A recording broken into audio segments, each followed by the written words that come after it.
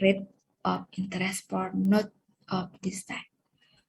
Prepare untuk tanggal 1 April, journal entry for French company, dan mempersiapkan journal entry for French collection 350 of the account receivable during period from April 2019 through June 2019. Dan terakhir, di tanggal 1 Juli 2019, price payment-nya all that was due from the loan is secure. Bulan April 2019. Jurnal yang pertama, isinya adalah cash 290 pada finance charge. Charge-nya tadi kan 2%. Dia minjem 500. Jadi 500 dikali 2% adalah 10.000. Notes payable-nya adalah 300. Untuk B, prepare journal entry French collection 350 ini, cash 350, ada account receivable 350.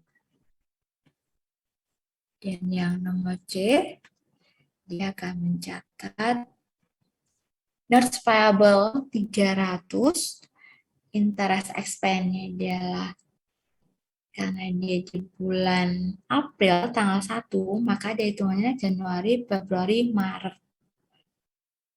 Jadi 3/12 dikali 10% dikali 300.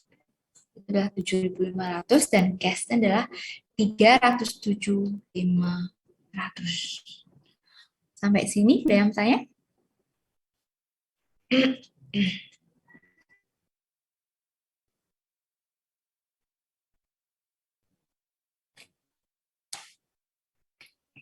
Ada yang bertanya?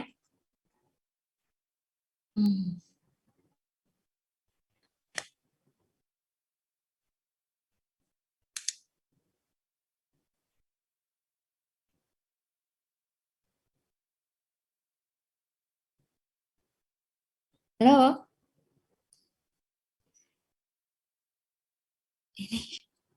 Ini ada orang pada. Ada yang bertanya?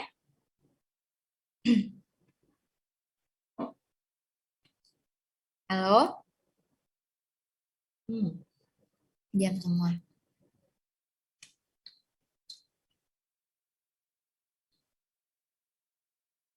Bisa saya lanjut? Bisa, Ibu. Bisa, Ibu. Bisa, Ibu. Paham nggak? Suara saya sampai hilang. Nah, lanjutkan.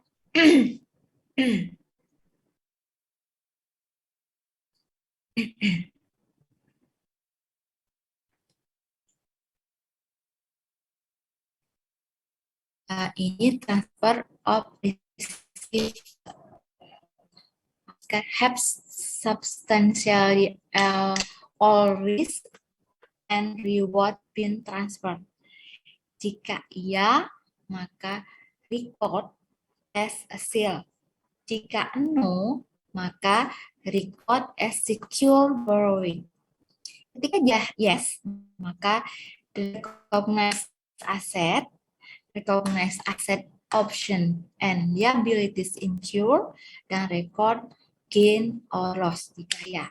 Kalau no, maka do not recognize asset, record liability, dan record interest expense. Itu selalu.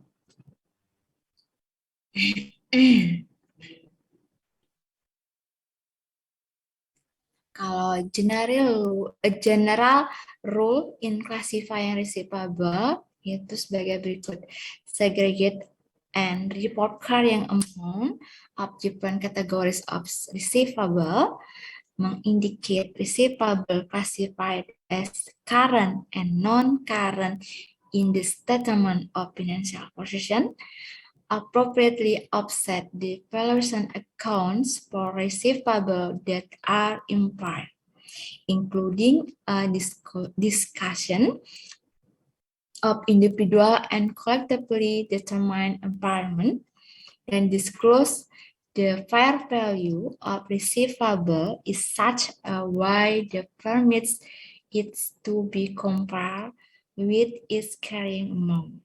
Itu ada ketika rule klasifikasi dari receivable.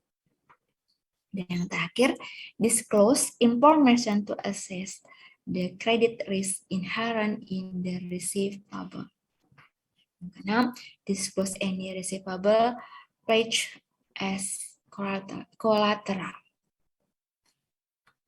7. Disclose all significant concentration of credit risk arising from receivable. Ini ada regulasi dari klasifikasi receivable.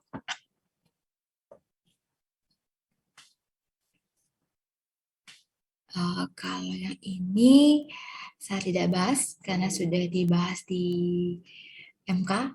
Account receivable turnover itu sudah dibahas di masing-masing rasio kan? Di MK udah dapet ini semua. Account. Nah, petty cash. Kita lanjut ke petty cash. Ini appendix dia, tambahan. Saya nggak tahu ada soal ini nggak ada. Nah, ketika di petty cash, kas kecil, ini ada sistem impress. Di sini menggunakan pay small amount for miscellaneous expense. Ketika kita menggunakan cash kecil atau petty cash itu artinya uangnya dalam jumlah yang sangat kecil dan itu digunakan dalam waktu seminggu atau sebulan.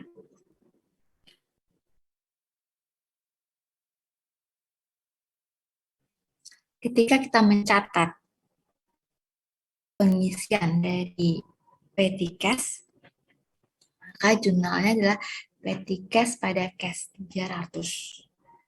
Dan yang kedua, ketika petty cash custodian option sign receipt from each individual to whom he or she pay cash.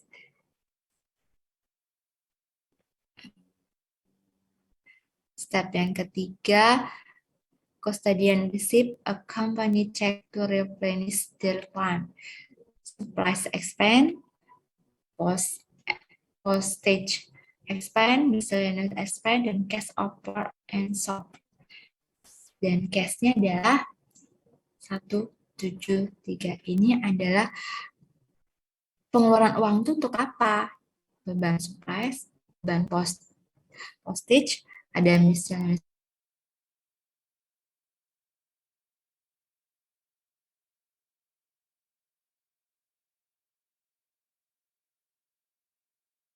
Ada beban cash 4. If the company decide that the amount of cash in the petty cash fund is excessive 50, it lower the fund balance.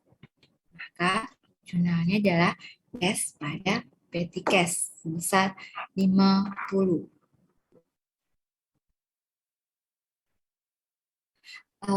Di sini physical protection of cash balance, perusahaan itu harusnya minimize cash on hand. Makanya ketika untuk meminimize cash on hand, maka perusahaan akan mengalokasikan cash kecil tersebut. Only have on hand petty cash and current they receive, keep fund in vault, safe or low cash drawer, transmit each day receipt to the bank as soon as practicable, and periodically prove the balance shown in the general ledger. Ini untuk rekonsiliasi bank balance. Item rekonsiliasinya itu adalah deposit in transit, outstanding check, bank charge, bank credit, dan bank or deposit error. Ini adalah timeline. Nah, ini contoh dari rekonsiliasi of bank balance.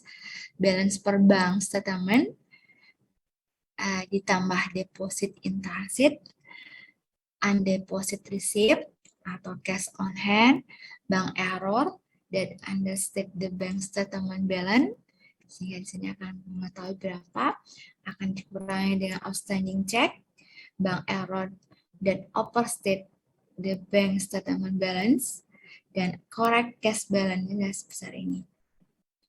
Balance per deposit book adalah ini, dan ditambah bank credit and collection not yet recorded in the book besar ini, dan book error adalah ini, sehingga totalnya adalah ini. Dan total ini tambah ini dapatkan ini, dan dikurangi dengan bank charge not yet recorded the book error, dan sini correct cash bank. Ini dan ini adalah cash di perusahaan, dan ini adalah di bank.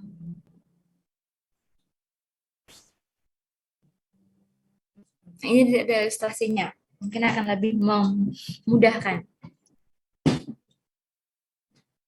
Nugget Mining Company book show a cash balance at the Melbourne Bank on November 30, 2019, 2502. The bank statement covering the month of November show and ending balance adalah 22.190. An examination Nugget accounting record and November bank statement identified the following reconciliation item. A deposit 3680 that Nugget mail November 30 does not appear on the bank statement. Check written November but not charged di November bank statement. Cek 7327.150, cek 73484820, dan cek 7349 sebesar 31. Nugget has not yet recorded 600 of interest collected by the bank November 20 on Sequoia Corporation bond held by the bank for Nugget. Bank service charge 18.000, dan the bank return one of Nugget customer check 220 with the bank statement mark. The bank deduct 220 from Nugget account. Nugget discovered that it incorrectly recorded check 7322 written in November for 131 in payment of an account payable 311. Dia harusnya di written November 131 in payment and account payable-nya adalah 311, kebalik dan nulisnya.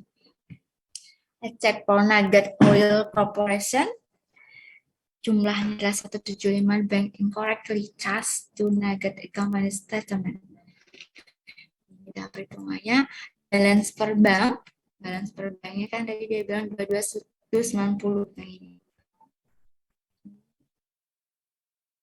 22.190 ditambah deposit in transitnya tadi 36 ini, deposit 3660, yaitu deduct outstanding check adalah 5.001, dan balance per booknya adalah 20.502.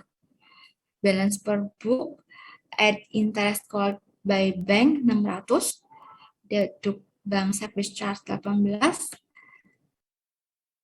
check return 220, dan correct cash balance-nya adalah 21.282, ini kan sama 21.044. Ada yang mau tanya?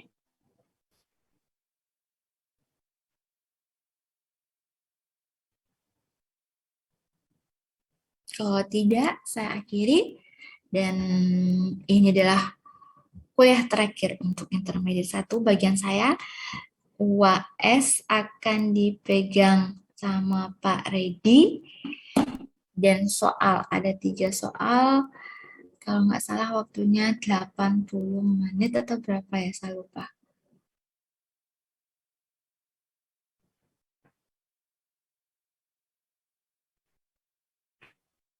Dah? Kalau tidak ada yang bertanya, saya akhiri, ketemu di UTS minggu depan. Iya, Mbak Nurul? Saya izin bertanya Ibu. Hmm? Untuk sistematika UTS-nya seperti apa Ibu? Apakah melalui Finesa atau ada G-form-nya? Nanti absen UTS kalian akan masuk di sistem Siaga 2 SSO. Ketika kalian tidak absen di SSO tersebut, otomatis nilai kalian tidak akan bisa masuk untuk nilai UTS dan UAS. Untuk pengumpulan, nanti saya create-kan Google Drive untuk satu kelas ini. Tergantung dari dosennya masing-masing. Apakah dia menggunakan file learning atau tidak? Kalau saya tidak, karena rawan hilang. Dan jangan lupa ketika kalian tidak masuk di absen online UTS lebih dari sehari, saya tidak akan pernah membantu. Saya akan memantau siapa yang belum absen akan saya umumkan di grup.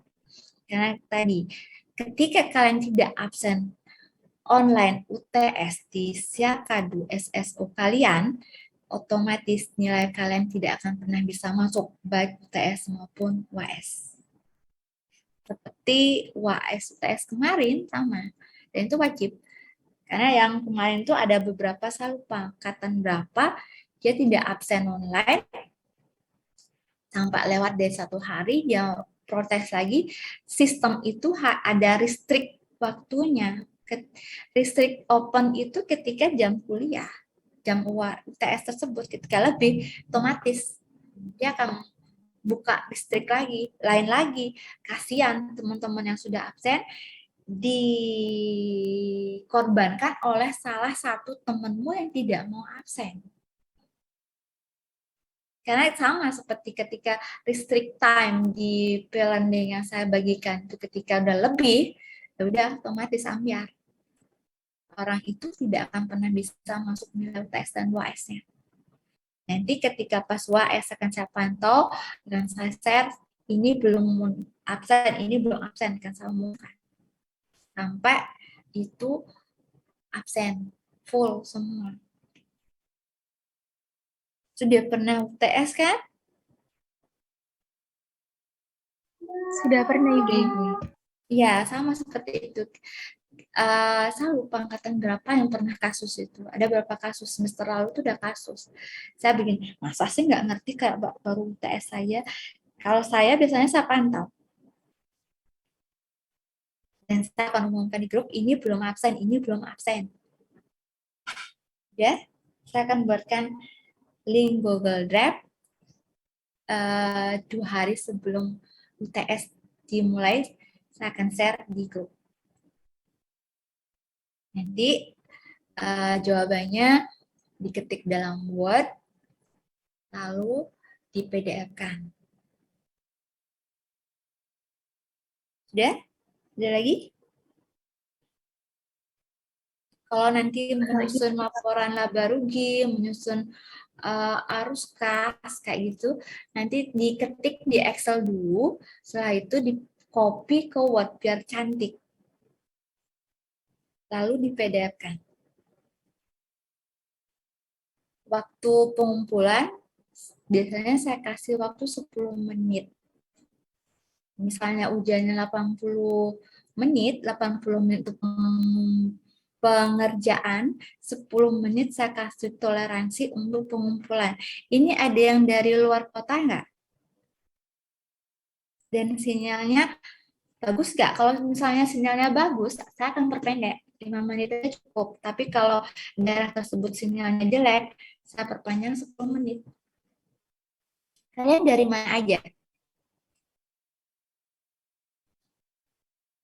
Dari Gresik. Gresik aman toh? Yang lainnya? Kalau aman semua, maka toleransi keterlambatan dari 80 menit adalah 5 menit. Karena kita ada 3 kelas, A, B, dan I. Kemarin kita sepakat tim dosen itu udah kasih 10 menit.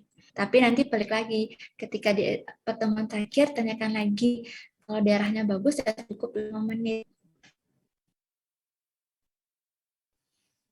Kalau aman semua, tidak ada dari daerah yang sulit banget, ya udah saya kasih waktu 5 menit. Ada lagi yang mau bertanya?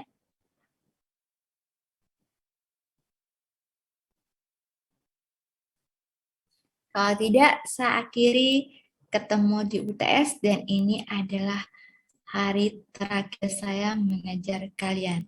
Kita ketemu lagi kalau saya dapat mengajar kalian di Intermediate 2 dan ketemu saya lagi di Advanced Accounting, di Auditing, dan lainnya. Sampai ketemu di semester selanjutnya. Sehat selalu untuk semua. Saya akhiri ya. Terima kasih Bu Alit. Terima kasih, Bu. Terima kasih. Terima kasih, Bu. Terima kasih, Bu. Yo, saya akhiri ya. Oke.